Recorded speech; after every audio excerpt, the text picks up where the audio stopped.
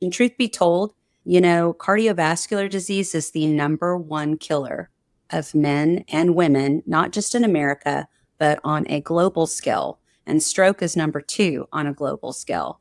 So it's something that everyone is going to be affected by in some way, whether it's a loved one, whether it's a friend, whether it's yourself personally. And so the more preventative we can be with that, we hope it leads to a healthier life for everyone and a longer life.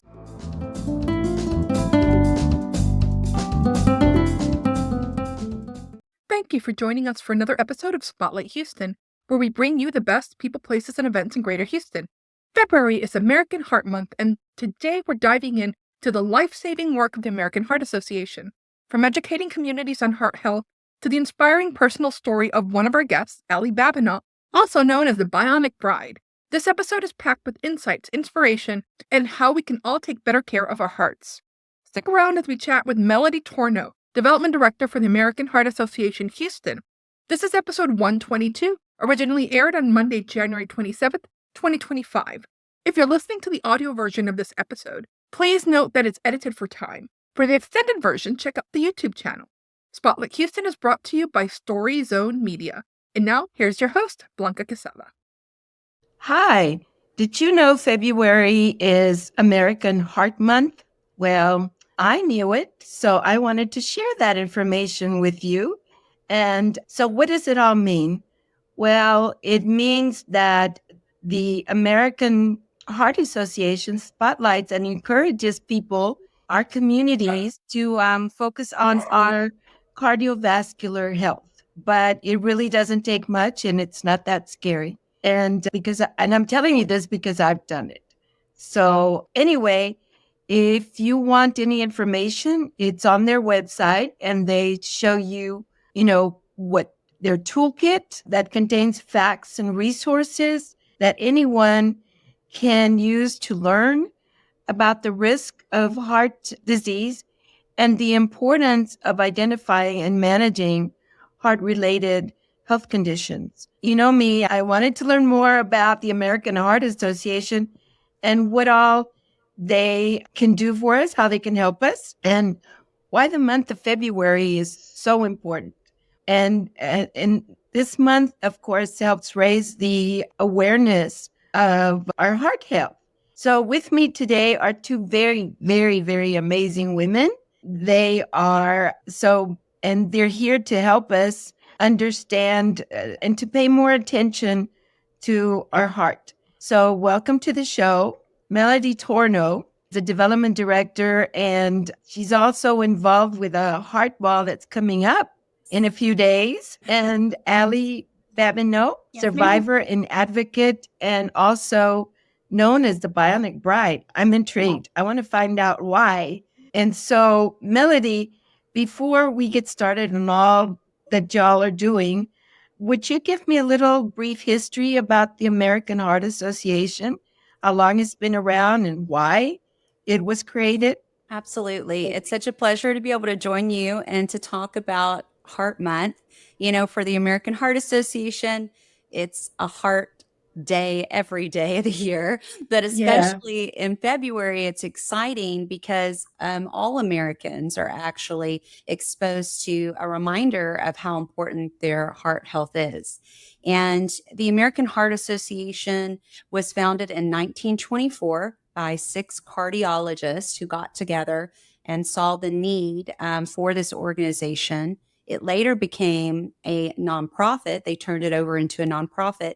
And so now it's actually the largest and the oldest nonprofit in America that works heart health, cardiovascular health, and dealing with stroke as well. So we're really proud of that. We just celebrated 100 years last year. And people, I think, they've heard maybe the name before, but they're a little unsure what all the American Heart Association does. Right.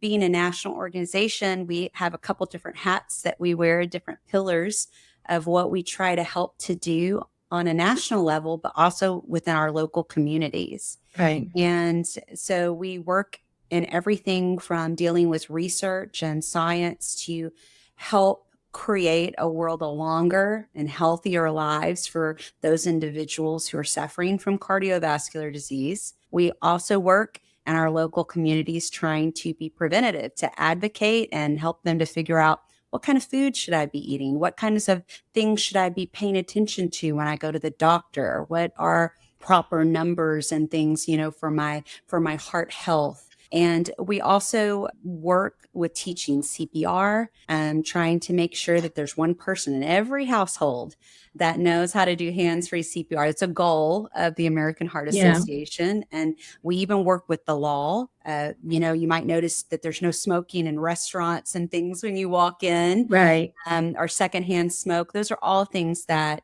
the American Heart Association advocates for and works at a legislative level dealing with.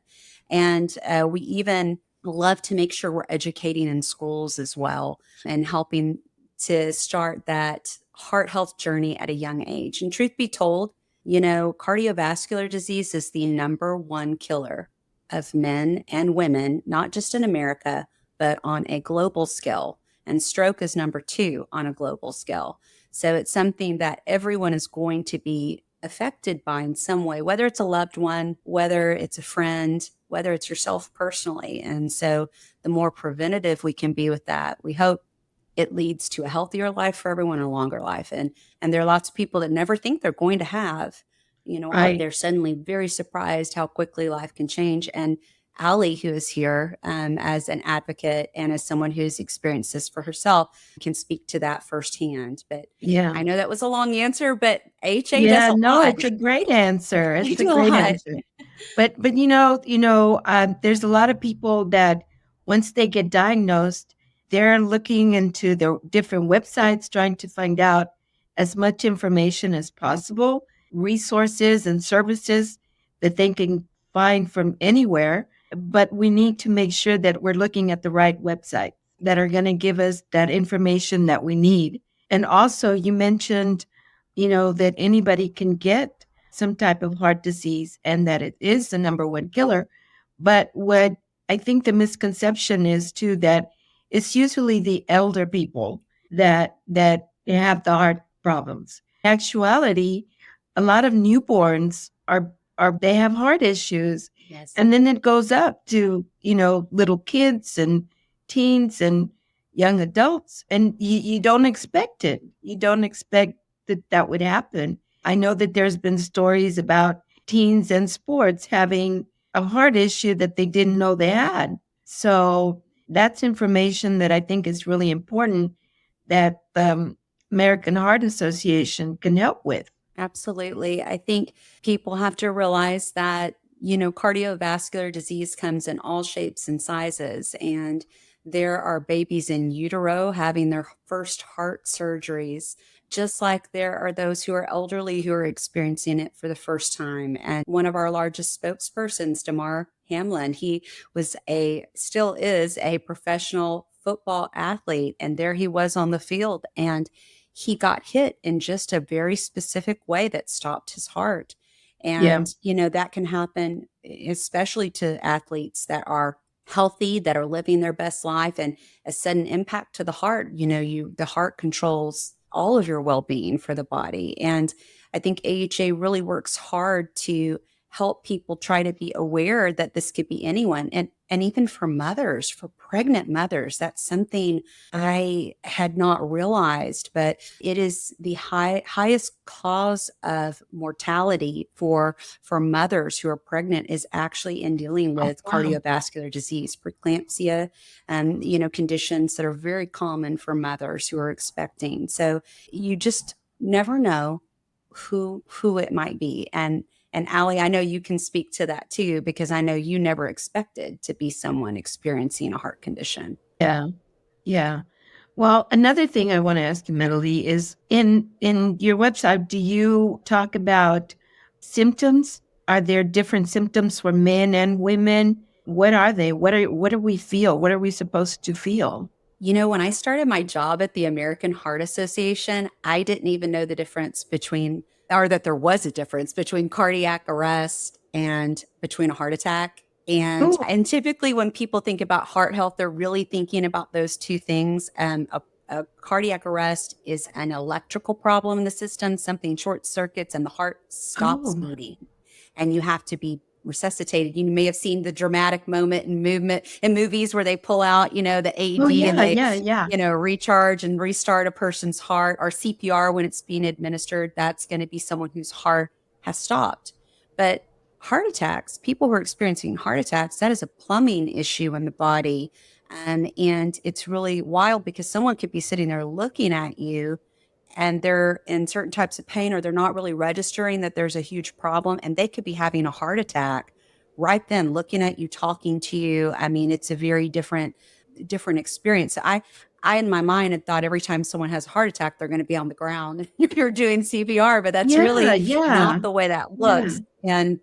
And for men and women, it can be very different. A woman can have jaw pain, and women experience pain so differently from men too. And of course, that's just thinking about heart attack and cardiac arrest, but people experience so many different heart conditions that fall under cardiovascular disease. I don't think people would look at me and necessarily immediately think I have high blood pressure, but I do. Right. Everyone might be surprised when they go into the doctor and see their numbers and suddenly realize maybe something's going on with their body. So really listening to your body and advocating for yourself if you feel like something is not quite right. And the symptoms and things are listed on our website, our national site, and the American Heart Association, if you go to it, has tons of free material to help you as you're trying to advocate for yourself, or even try to figure out if something is happening with your body that is not quite right. And it has information also to help you to live a healthier life, to be preventative. Because the truth is,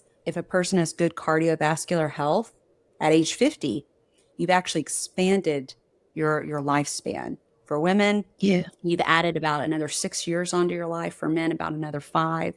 So good cardiovascular health is something we all should hope to achieve, looking down the yeah. road and hoping to really have that long and healthy life. Well, thank you for explaining the difference between heart arrest and a heart attack, because I learned a little bit more about it. I didn't know everything. And so thank Same. you for explaining that. And also, when you're talking about high blood pressure, people don't understand what that is and what the their normal numbers should be. And Right. so a lot of times I think they go to the doctor and they don't really understand. And it's like, if the doctor says it's too high, well, they don't ask the doctor why. And what's the reason behind that? It could be something genetic too, right? Right. Yeah, absolutely. And, when you talk about your blood pressure, the heart is supplying blood all over the body. And, of course, I am not a doctor, just going to preface this right now as I say these Thank you. answers. Please go to your doctor to seek medical advice and care. Although Allie's pretty much a doctor by now with all of the medical care she's Yeah. used. But I'll tell you, yeah, even though I am not the expert, what I will tell you is blood pressure is so pivotal to the health of all of your organs and to your entire body. And, your blood is also sending oxygen throughout the body as well. And so it affects the function of everything. And it can even affect, your mental clarity and well being. And so blood pressure is very important. And depending on different factors like your age, some of the lifestyle or hereditary factors, a doctor might adjust some of the levels of what is good blood pressure to have.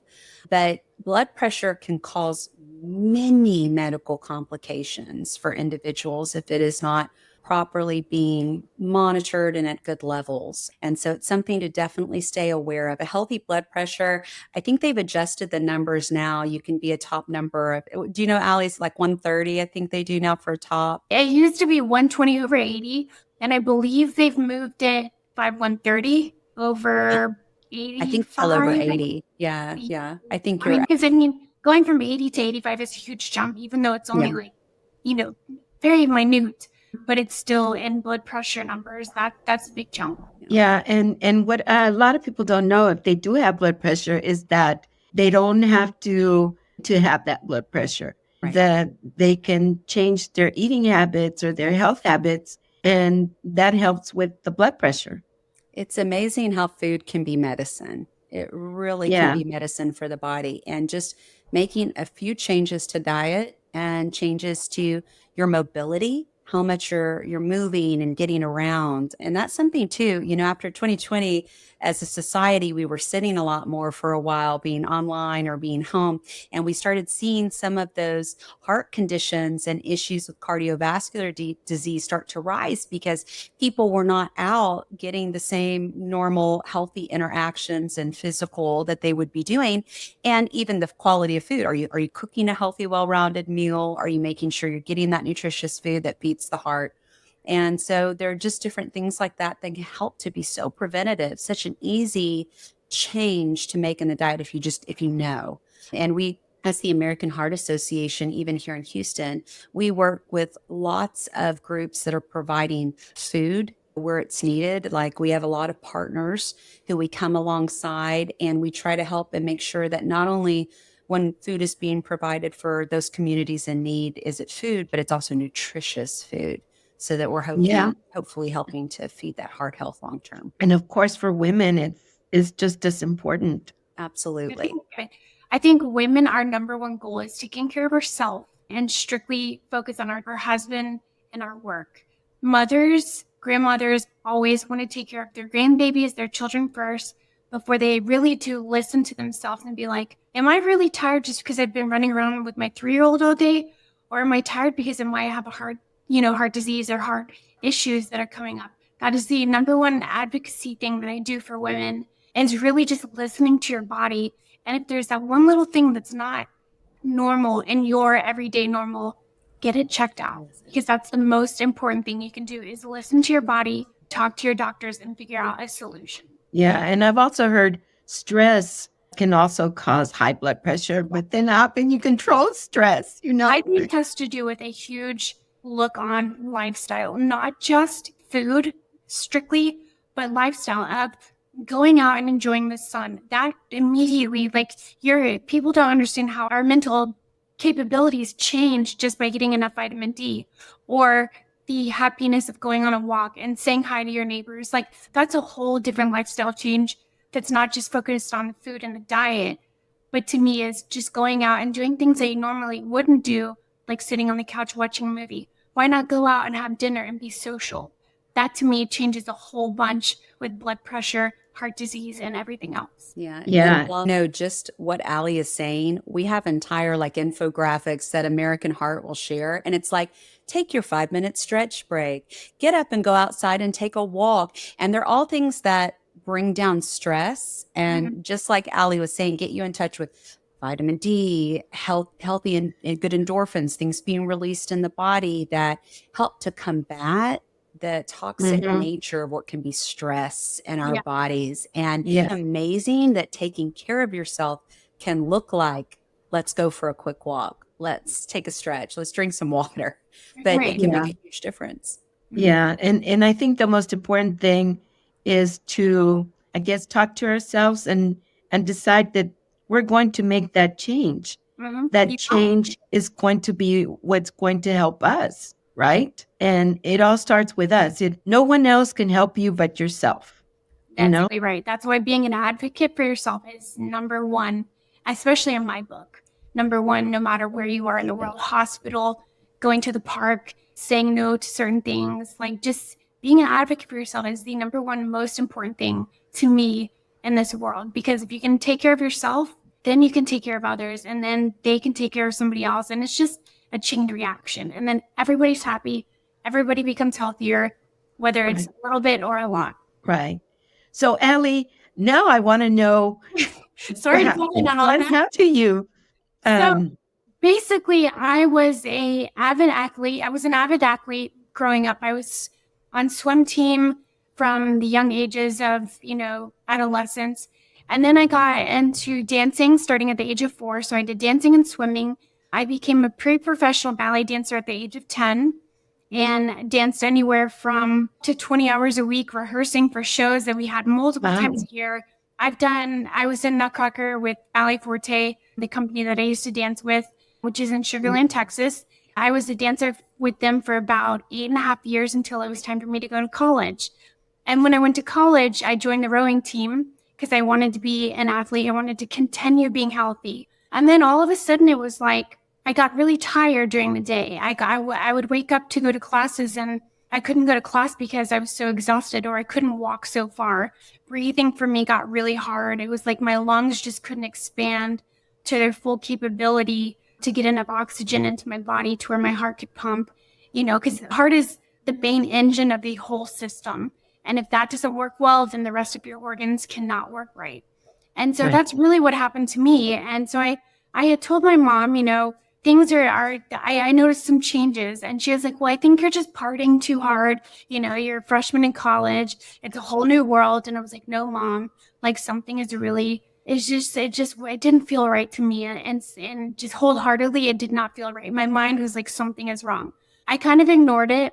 Our rowing team for Texas A&M, we ended up going to Austin, and it's called an erg rodeo. So we're on rowing machines, trying to see who can row the fastest 2,000 meters, fastest time he possibly could. Wow. It's very tough. My husband, who I met in college, he was the captain of the rowing team. I believe he rowed 2,000 meters in 7.25 minutes. Wow. And I ended up passing out when it was my turn.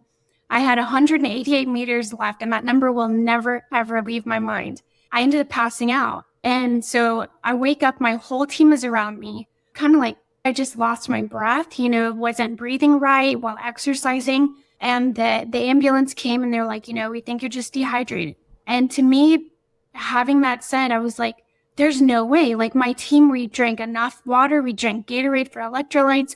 We ate enough food to like give us the protein, and just, being an athlete, like preparing yourself for something so rigorous. Yeah, as an athlete, you know what you need. You do. And it was just like, to me, it just was not a good enough answer. So they took me to the hospital, and they did all these tests. And of course, they didn't find anything. They're like, we need you to go to your pediatrician. Oh, I still saw my pediatrician, but they were like, you need to go to your doctor, because I was only 18. I was like, why go to an adult doctor? But pediatrician who knows me for the last 18 years can figure out what's wrong. Same thing. He was like, I think you're just dehydrated. I don't think you, did enough preparedness for, what you're doing. I still was not happy with the answer. So I kind of just ignored it. Doctors know best, apparently. Right. But in some instances, doctors don't really know everything. And I went to go check out, to pay my bill, and I passed out again. Next thing That's not normal. No. And so next thing I know, I'm waking up like, something's wrong. They check my blood pressure. It is like pretty low, like not even registering on the machine. It was so low. Oh, wow. My pulse was, I think, like in the 40s, which for an athlete, 60 is good. 40 is a little extreme, especially when you're not, anything. I mean, that's a little, a little low. And so they called my dad, and he rushed me to Texas Children's, which is in the Texas Medical Center. They did tests and came to find out from the MRI that I had viral cardiomyopathy. And I was first like, okay, what medicine do we need to take? How do we get rid of this? Like, let's just... What is it? What is it? Like, okay, viral, yes, virus. And of course, I know all this now because I'm very intellectual when it comes to heart disease and heart transplants now, that at the time I was like, viral cardiomyopathy, like what? That's a big word. That is a big word. Right. And so I'd asked the doctor, and I was like, what medicine do I need to take? She's like, no, honey, like this isn't going away. I was like, wait, you like what? And she's like, no, this is not going away. Like this is heart disease. You are officially in the category of heart disease, not heart issues or heart, blood pressure or anything. You have heart disease. That was a whole new like whirlwind. My world just like blew up. Yeah. Blew up. And so then it's like you hit a wall. I did. I hit a wall because I was like, I have a whole new, like I just started college. I was a freshman, and like all this just bombarded on me. Yeah. It's like, how is it possible? What does it even mean? And I'm like, what as a human, what do you like? What is the next step? Started at that time. I stayed with Texas Children's because they would see me until I was like 19 or 20. They gave me the option to stay with pediatrics or to go with adult. And I was like, well, you know what? I'm about to turn 19. I think it's time I get away from the kids and let's go to more serious like adult stuff. Yeah. So I did, and the doctors I had were still with Texas Children's, but they also worked with my hospital, St. Luke's. And so with Baylor St. Luke's. And so started medicine therapy where I was on beta blockers, ACE inhibitors, those are all blood pressure medicines. Some medicines tell you how your heart should work, with the electrical issues, how to pump, and stuff like that. I was And good then on you that. have to deal with all the side effects. Yeah, the side effects, that was a whole nother thing. And I was like, Mom, I feel really sick. And she's like, well, maybe it's one of the medicines. Well, I couldn't not take the medicine because then I would get even sicker. So it was Right. just a tumbling effect that just you did one thing, then something worse would happen. And that was a whole another whirlwind that I had to learn. Eventually, doing the medicine therapy, it stopped working. My heart was just getting sicker. I did a test after 6 months with the adult cardiologist. And immediately after I finished, I was like, I failed. I totally failed. They were like, my mom, of course, was like, no, let's just see. I was like, no, Mom, I failed. My doctor walked in and he was like, your ejection fraction, which is, it's hard to explain. It's a mathematical equation of how each chamber of your heart beats. And that, therefore, it formulates a percentage. So a normal healthy human heart is anywhere from 55 to 65, maybe 70 if you're lucky, ejection fraction. That's a healthy heart. Mine had started when I went to adult cardiology at 40%. So I'd already lost 10, 15%. Yeah. By the time I failed, within 6 months, I went from 40% to 16% in 6 months with medicine. So that just goes to show that you can take any type of preventative, but it doesn't necessarily guarantee you 100%. That's why everything's 99.9, because you have that percentage. You could be in that spot of it's not going to work. Right. And it didn't work. So I eventually moved on to the Heart and Lung Failure Center of St. Luke's, the Texas Heart Institute. And I began my looking for a transplant. I started with an LVAD, a left ventricular assist device, which is a non-pulsatile mechanical device that fit inside my chest. And the motor went from 7,000 to 12,000 RPMs, faster than a race car, which my history, I've worked with race cars for the last 10-ish years. And that to me was fascinating because I was like, the little motor inside my chest can beat that race car on the track any day. And so that basically the reason why it goes faster, the device was made to help the heart completely heal. If there's a percentage in there that you could be that percentage that it heals the heart, or the heart stays the same, or the heart got worse. Well, my left ventricle had healed, which is the part that needed help. My right ventricle completely dilated. So I went into massive heart failure. Oh my goodness. And so I got married with LVAD, which is why I'm named the Bionic Bride. My manager at the time, he was like, this is a name I picked out for you. And I was like, no, that just, why can't I have a cool nickname? Why the Bionic Bride? And so I got married with it. And then 6 months later, I ended up in a coma. I got a transplant 2 to 3 weeks later. Forward all the way to 2023, I'm now on my third heart transplant. And that's literally the story. And I'm so sorry I didn't break for any of that, but it's no, that's okay. I squirrel sometimes. No, so that was perfect. My line of what No.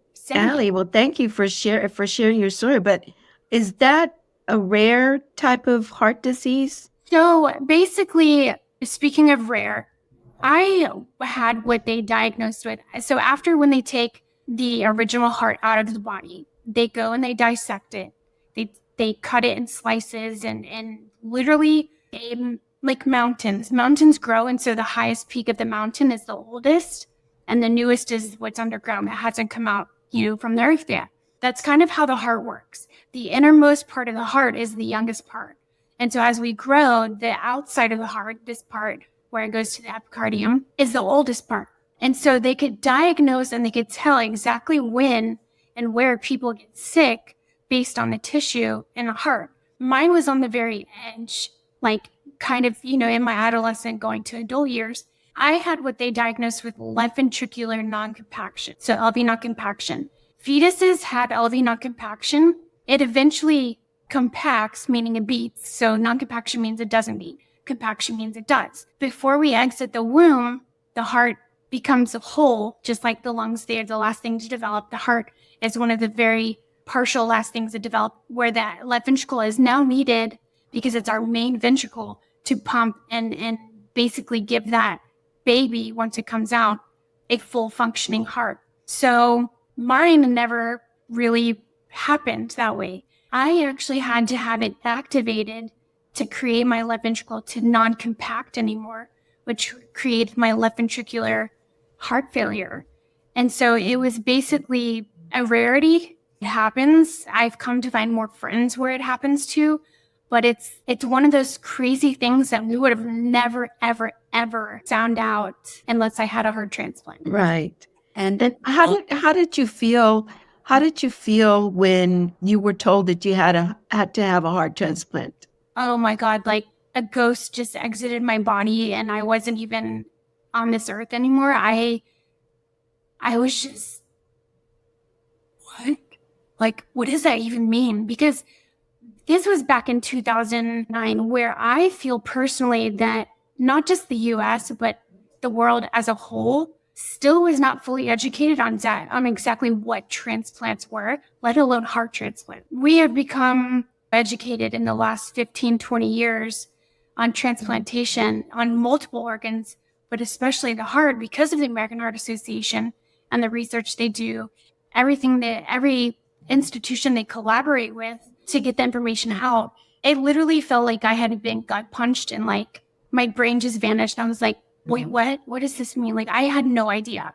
No idea. Yeah. Yeah. Like, how can you take in that impact, Right. It's like, yeah, it's how do you deal with that?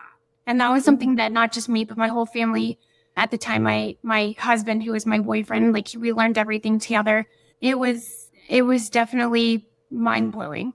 Emotionally and physically, Yeah, I think mentally it took a pretty hard hit mentally, but physically I said, you know what, I don't care what I have to do. I'm gonna do it if that's an option. I mean, I didn't want to at first, to be honest, because I didn't know enough about it. But then at the point when I went into my coma, I really had no choice. My parents decided for me. And then afterwards I was like, this is huge. Like I have a new life. Like Yeah. I was just given something from the man upstairs that not everybody gets through. I believe we have 6,000, Melody, I may be wrong, but I think 6,000 people on the waiting list right now that are waiting for heart transplants that unfortunately a huge percentage will never get. Yeah. Because there are a lack of demand and people who are not registered donors. Right. That's really important. Thanks to the donors that have helped you, from the beginning. All three of them. I mean, I Third, they met were the family- godsend. Right. I met the family of my first one, which was an absolute amazing experience. My second and my third one, you have to write letters. And so Life Gift, who is the Houston and I believe Dallas institution, you basically have to write letters and they will send them to the family, or if the family writes a letter first, then they send it to you. It can only be done after a year. So that way you have time to heal both mentally and physically, because transplant is not easy. No. And so that basically, like when they write letters, that's your choice if you want to continue writing them or if you just want to cut ties. And that's based on a personal preference. Yeah. I think what you just said earlier, people aren't just aware or don't have enough information to where they can decide and register. Right. And again, that's a personal preference. Yeah. And Yeah. there were years ago where somebody was like, they should make a law where everybody should have to donate. I mean, yes, that would be amazing, Right. but particularly I don't think infringing on people's rights when it comes to something so personal that you could do that with. Yeah, but I think also that probably most people don't register is because of fear.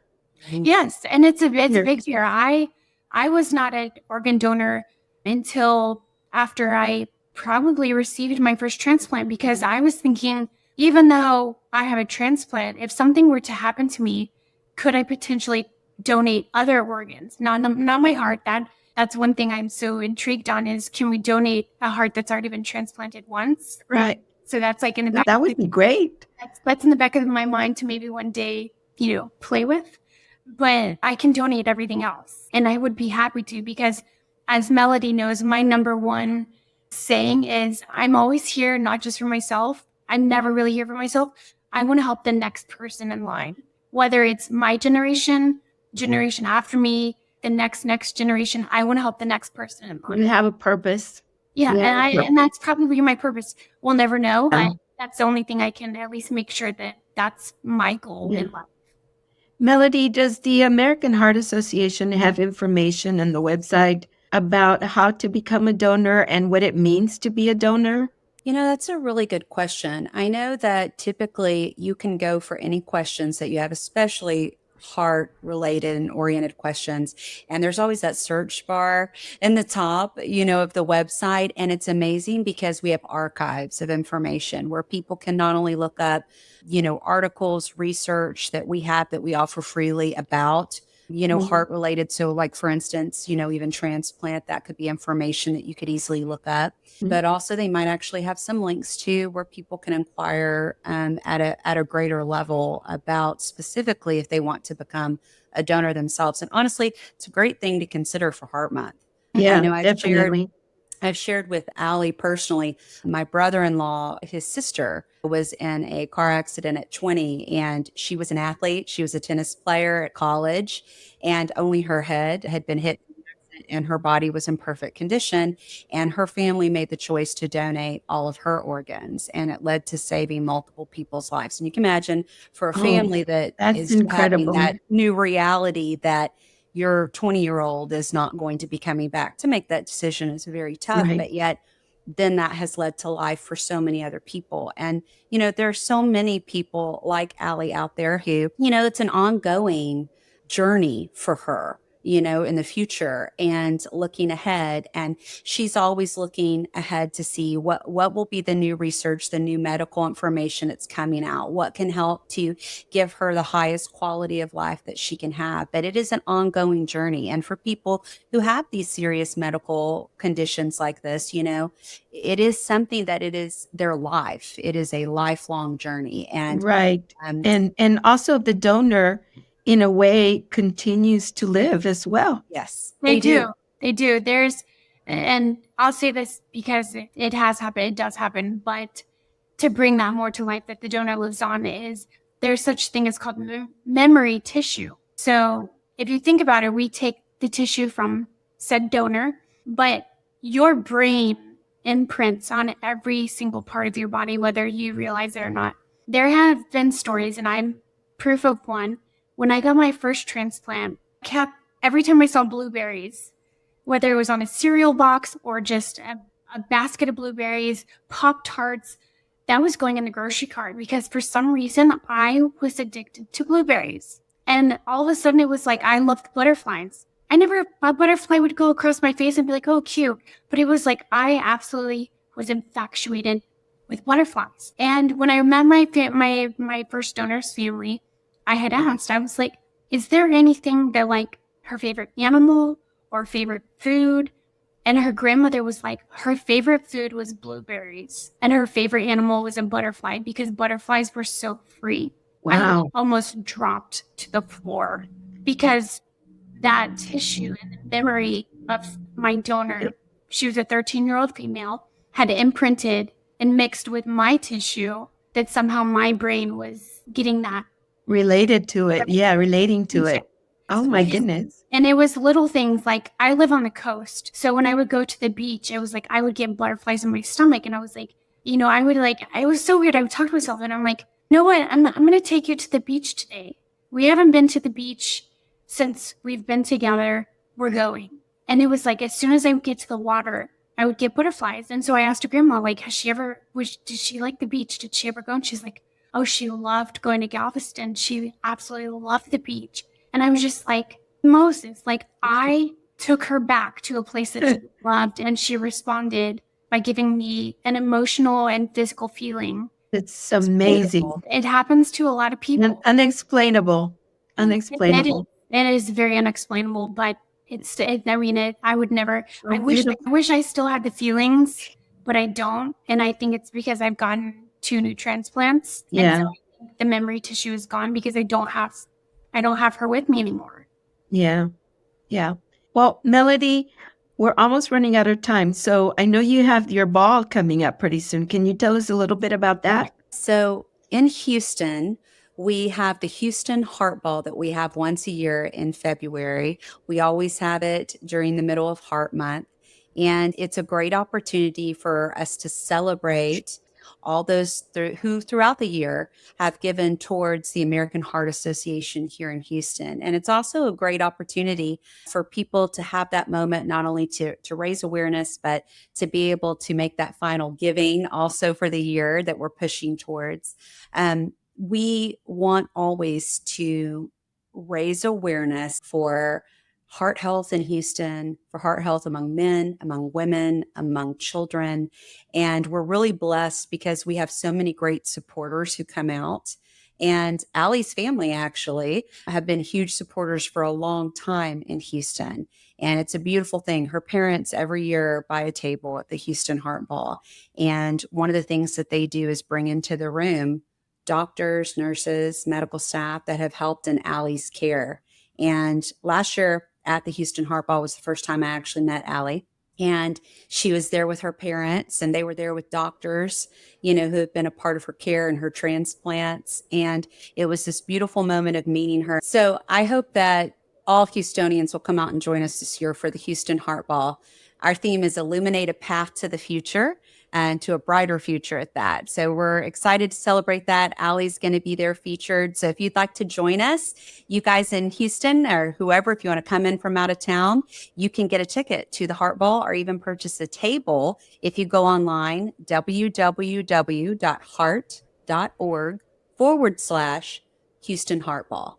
And all the information is there. Whether you want to give us a call, whether you want to find out a little more information about Ally or the chairs or about what we're doing at the event, we'd love to have all the Houstonians join us. Melody and Ally, thank you so much for joining me for this show.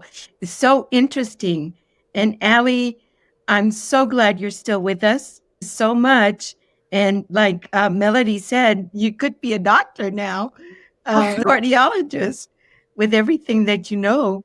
And I think that at some point you should write a book, get together with other people that have gotten, organs from someone else and put a book together on what their experiences have been. Because I would have never known that you had that connection with your donor. Yeah. I thought that was just fascinating and interesting. Thank you all so, so much. And of course, I would like to thank you all as well for joining me for this edition of Spotlight Houston. And also, if you have any comments or story ideas, please let me know. Thank you so much. Thank you. Thank you.